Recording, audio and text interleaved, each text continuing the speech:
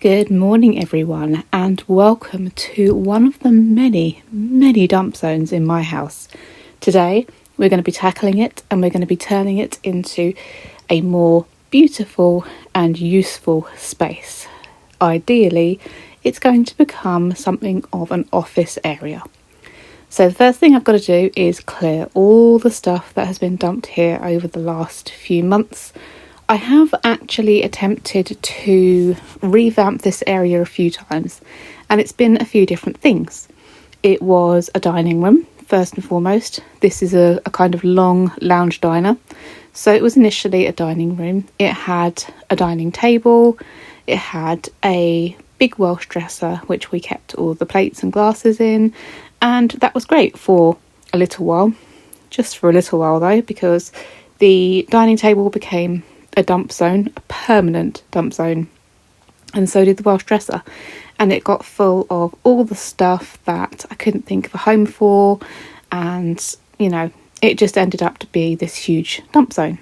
Then it became an area, a little reading nook, which had a beautiful cream chaise, a little table, a little lamp, just like this little area over in the back of the room to sit and read a book or do some drawing or just have some time to yourself and have a bit of a lay down and a nap, which again was amazing for a short while. And that became a dump zone. Everything was getting put onto the chaise and so on. And so that space kind of went away. And now this is going to be its third incarnation, which is going to be the office area. When I was doing this panelling, 5, maybe 6 years ago now, it was a while ago, I wanted quick results, cheap results, and I just wanted it to look amazing over a weekend. And so when I put the panels up, I didn't really care too much about dealing with the joints between the panel pieces or the paper on the wall behind them. And over the years, it's been grating on me every single time I look over at this corner. And I want things in my home to be better, to be more useful, and of course to be more aesthetically pleasing. So I started off by filling all of the gaps in this kind of panelling on the wall and areas of the wall that had kind of holes and stuff in anyway. So I discovered very quickly, to my astonishment, that my polyfiller had dried out, and so I ended up using this wood filler, which technically is the right thing for the job, but it did mean that I had to fill a couple of holes in the wall with the wood filler as opposed to the polyfiller, because I buy polyfiller kind of ready mixed. I think that's a lot easier. Certainly for me, I'd mix it probably to the wrong consistency, so I buy the ready mixed stuff, and the lid had not been put back on properly, and therefore it had dried up. So I was going around today with what I had, which was the wood filler. I'm going to keep an eye on the spaces on the wall that I had to fill with it, and if it does start to come out, I'm going to just go ahead and get some more polyfiller and fill it properly, resand it, repaint it. But that was the order of the job today. Fill the gaps, sand it down, remove any of the backing paper that was bubbling or coming away from the wall. This is a problem that we have in this house all of the time. We've had various different wallpapers, various different wallpaper adhesives, including the pre-mixed stuff. I've even had professional decorators in here to put wallpaper up, and every single time it comes away from the wall, there is something about the plaster that's on these walls or the humidity that's in the air in this house. There is something that just completely goes against wallpaper, and so I'm not going to be wallpapering anymore. When I initially started this panelling, I put lining paper up on the wall because I knew that the wood would pull off the plaster. When I come to take this panelling down at some point in my life, that's me discovering that the polyfiller's dry. When it comes to taking this panelling down, I really didn't want it to take plaster off the walls. So I put lining paper on the walls first, then I put the panelling on, and then kind of in between the panelling, some of the paper has started to lift. So I'm just removing the paper using a little knife to remove the paper, get it all off. You can see how easily it's coming off. It's not even leaving the backing on. It's like this stuff is ready to fall off the wall. So I thought, I'm going to get this off. I'm going to give the wall a fill and a sand, and I'm just going to paint directly onto the wall, and that has actually worked out better. The plan is, once I've done this zone, to move around the living room in probably a anti-clockwise direction, seeing as this is the end of the room, and just, I wouldn't say perfect, but just tidy up bits that are looking a bit rough and a bit drab. So where I'm painting now, you can see that the wallpaper there is coming away from the wall. However, because it's attached to some parts of the side wall that you can see on the left hand side, I've decided to deal with that bit when I do the area by the radiator that you can see behind me now. So that bit will be getting dealt with, but because it's all kind of attached, I'm going to deal with it when I do that next piece of wall. So I'll pull out the unit that I'm going to be doing in this video, and I'll deal with that when I get to that bit. I also got very, very carried away with myself today. I didn't film it all because you would have been here, honestly, all week, but I did end up wrapping the panelling around the side wall that you can see here to the right of the screen. That's a little bit that goes round to the kitchen that I don't know why I didn't panel when I was doing the panelling initially. For some reason I didn't do that end wall. I guess maybe I thought it was going to get in the way or something, but it's left this wall looking very unfinished for a really long time. So I also go around the corner, get the panelling finished, get that sanded, filled and painted, so that this is kind of one complete zone done. It felt so much better, but it took this job that I was suspecting was going to take me 2 or 3 days, ended up taking me a week and a half. So this is one of the other reasons why this job took me so long. I wanted this particular cabinet that I had seen in IKEA. I think it was the Havster, something like that, which is a cabinet on the bottom and a display cabinet or a bookcase at the top. It was a little bit out of my price range. So I found one on Amazon which was significantly cheaper, which was this one.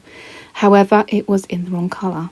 So I spent the best part of a week with rolls and rolls and rolls of sticky back plastic covering this unit so that it would be a walnut colour.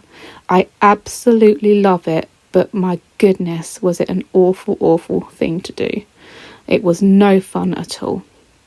I am temporarily attaching this to the wall.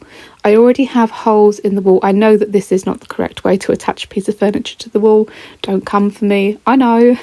It's because I know that I'm going to be moving this unit out again, probably tomorrow, to put the lights into the cabinet when they come. So I've got some cabinet lights coming that I need to install. So I know I'm going to be pulling this away from the wall again tomorrow.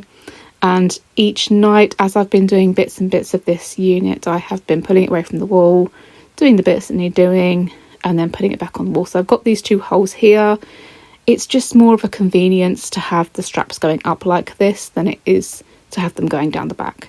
They will eventually go where they're supposed to go. You won't be able to see them, and I will fill the holes and paint over it. You would never know that it had been attached here at any point.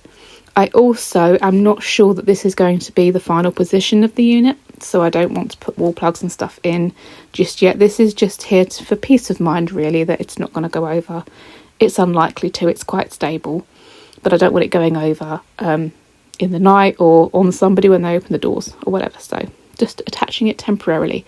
But it might be that it has to move along a little bit. Basically, my vision for this is to have a desk where you are about to see me put a desk, which I know is too small.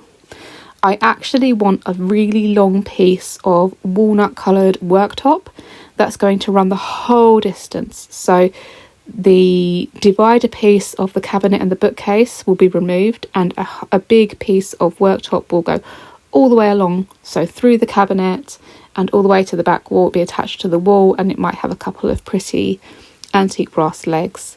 However, I didn't have the budget for that at this time, and I couldn't really find one that I liked the tone of.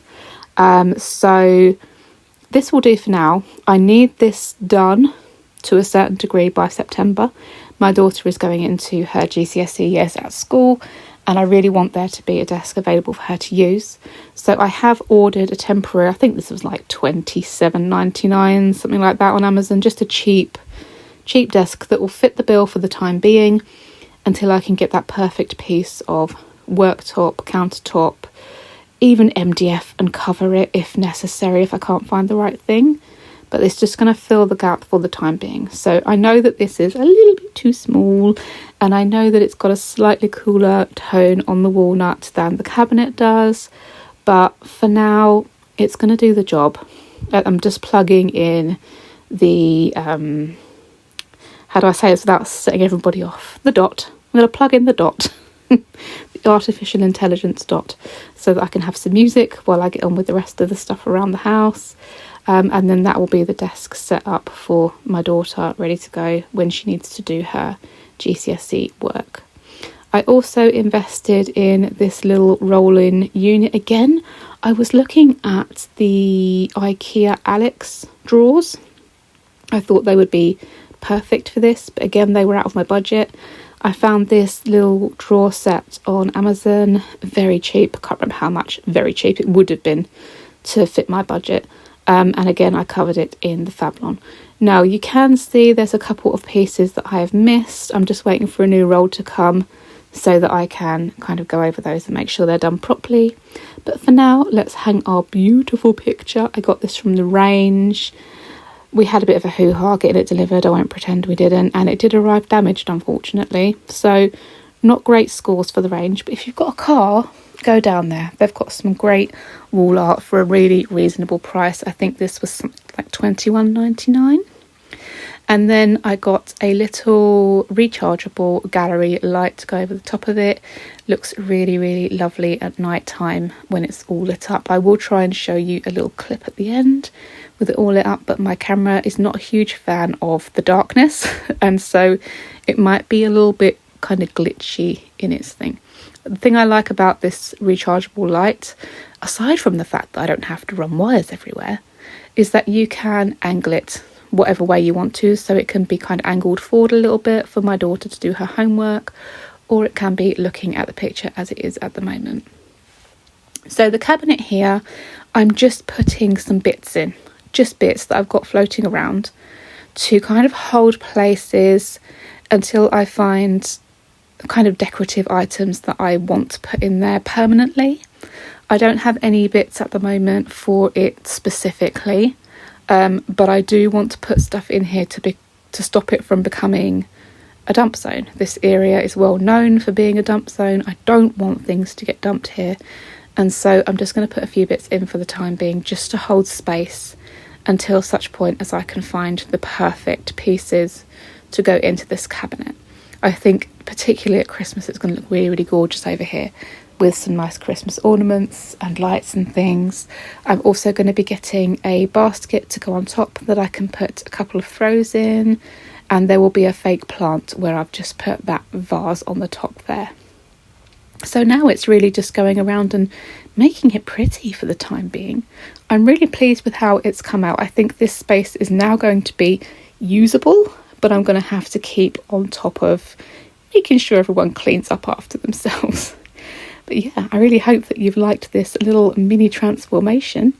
The next one is going to be the radiator wall. So hopefully I will see you all there. And I'll see you next time. Bye guys.